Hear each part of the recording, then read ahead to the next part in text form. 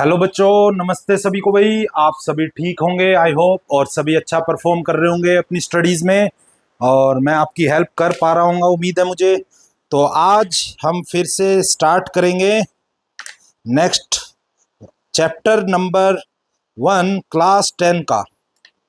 उसी को हम आगे बढ़ाएंगे। साइंस का जो चैप्टर नंबर 1 हमारा चल रहा था, chemical reactions and equations. Chemical reactions and equations, ठीक है, ये हमारा चैप्टर है। इसी को हम आगे बढ़ाते हैं। अब लास्ट क्लास में जो है हमने इसमें types of chemical reaction start किया था, और दो टाइप्स हमने पढ़ भी ली थी, बहुत अच्छे से पढ़ी थी। उसमें दोनों टॉपिक से जो इंपॉर्टेंट क्वेश्चन पूछे जाते हैं वो मैंने आपको अप्रोक्सीमेटली बता दिए थे, ठीक है। देखो, ऐसी टेंशन नहीं लेना, एक एक रिवीजन क्लास सभी चैप्टर्स की भी डलेगी, मैथ्स में भी साइंस में भी, ठीक है। और उस मैथ्स और साइंस में जो है जब रिवीजन हम करेंगे तो जो भी टॉपिक मुझे लगेगा कि छूट गया या कोई इंपॉर्टेंट क्वेश्चन छूट गया वो मैं बिल्कुल करा दूंगा।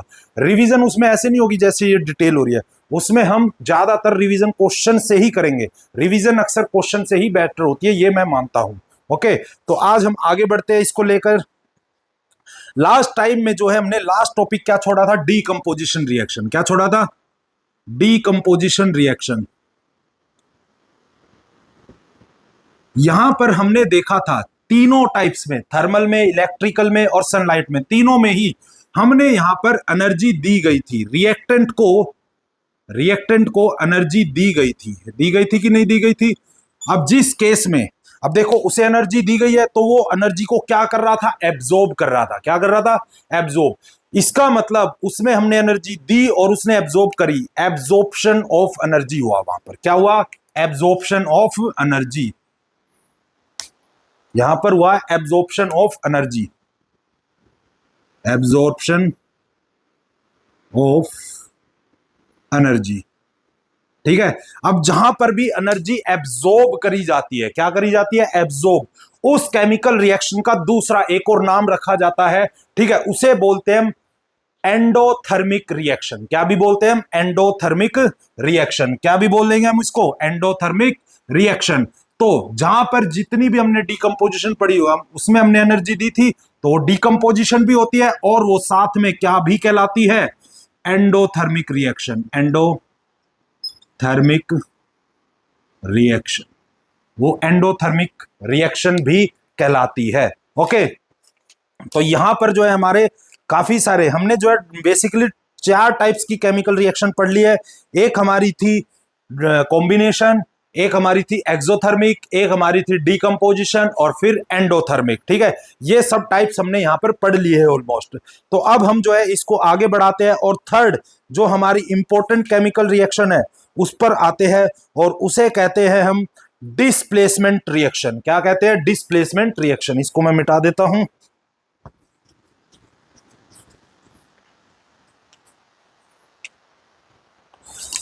इसका नाम है डिस्प्लेसमेंट रिएक्शन।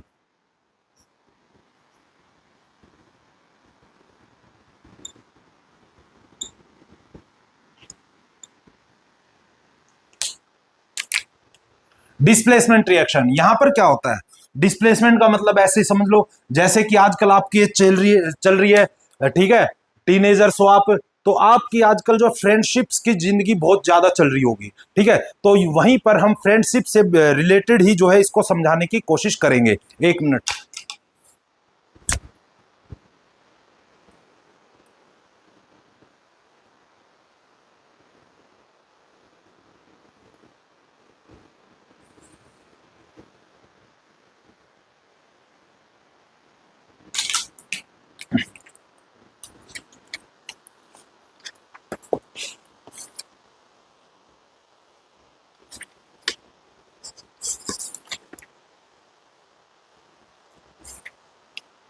ठीक है, हम इसको करेंगे अब डीकंपोजिशन रिएक्शन।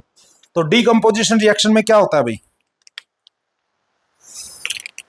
मान लो यहां पर दो मित्र हैं, दो फ्रेंड्स हैं, ठीक है, नहीं फ्रेंड सिर्फ, ठीक है, कोई भी कुछ नहीं, ऐसे नहीं, ठीक है।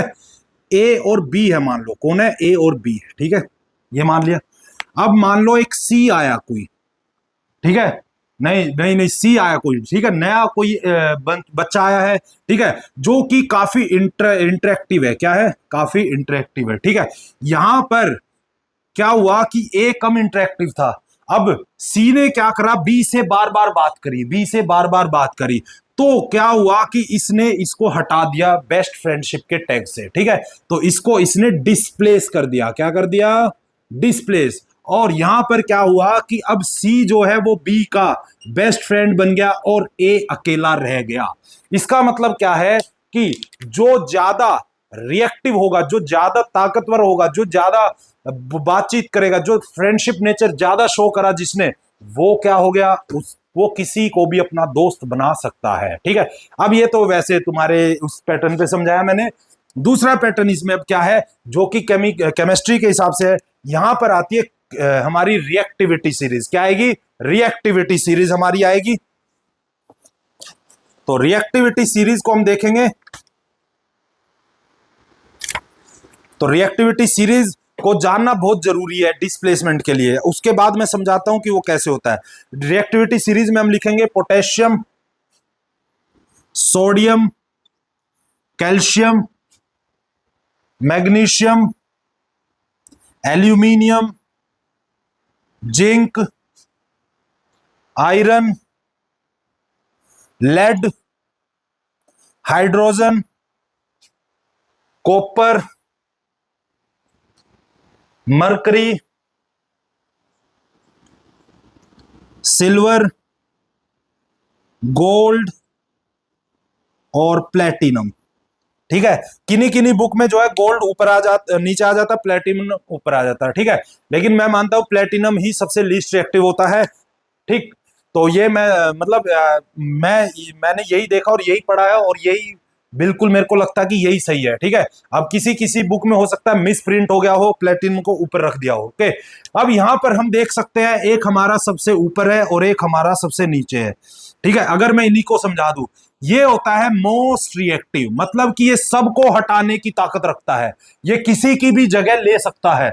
मतलब ये वो बच्चा है क्लास का जो किसी से भी फ्रेंडशिप कर सकता है, किसी की भी पुरानी से पुरानी फ्रेंडशिप को भी तोड़ सकता है, ओके। तो ये इतना रिएक्टिव एलिमेंट है, मोस्ट रिएक्टिव एलिमेंट, ठीक है। अब जैसे जैसे नीचे बढ़ोगे तो डिक्रीजिंग मतलब घटता रहेगा, और लीस्ट रिएक्टिव कौन मिलेगा तुम्हें?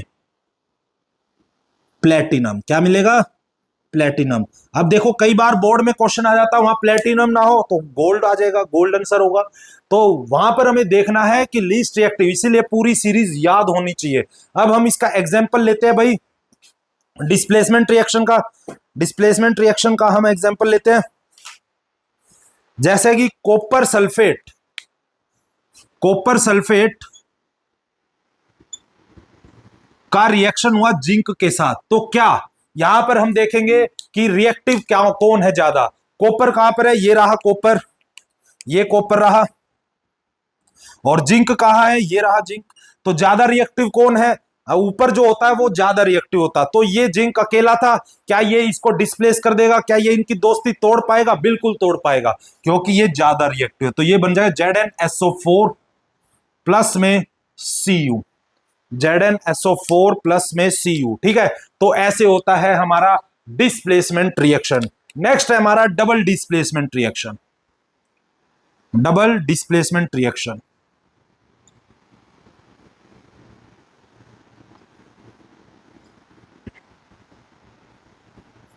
ठीक है। Double displacement reaction, double displacement reaction में बेसिकली क्या होता है, इसमें रिएक्टिविटी सीरीज का कोई लेना देना नहीं है, इसमें रिएक्टिविटी सीरीज का इस्तेमाल होता ही नहीं है। इसमें एक्चुअली में डबल डिस्प्लेसमेंट क्यों होती है? Due to the exchange of ions. अगर एक्चुअल रीजन आपसे पेपर में पूछा जाए तो इसका एक्चुअल रीजन क्या है? Due to the exchange of ions. तो एक्सचेंज ऑफ आयंस होता है यहां पर,